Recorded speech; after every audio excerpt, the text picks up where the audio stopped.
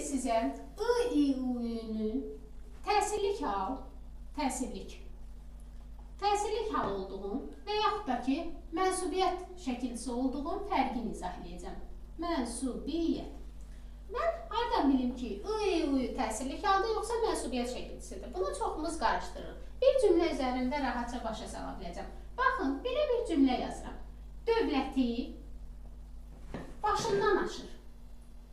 Başından aşır. Bir də belə deyir ki, dövləti qorumalıyıq.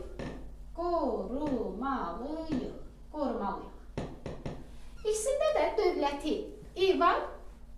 Burada da dövləti I var.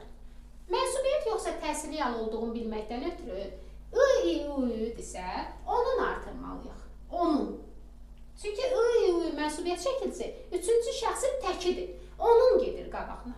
Onun dövləti başından aşır alınır, yoxsa onun dövləti qorumalıyıq alınır? Əlbəttə, onun dövləti başından aşır. Belə deyilir, belə alınır.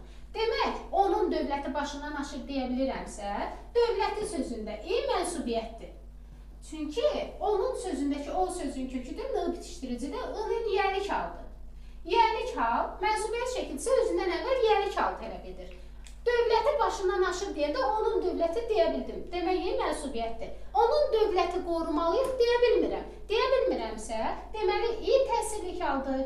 Bunlar amonim şəkilçilərdir. Yəni, fərqi bu qədər rahatdır. Onun artıracaqsınız, onun dövləti, onun gedirsə, I-I-U-nun qarşısına onun sözü gedirsə və cümləm düzgün alınırsa, demək ki, I-I-U mənsubiyyətdir. Çünki mənsubiyyətdən qabaq yəli hal gəlir. Yox, I-I-U-nun qabağına onun sözü getmirsə, demək ki, onun özü təsirli haldır. Çünki təsirli hal özündən qabaq niyə başqa hal tələb eləsin ki?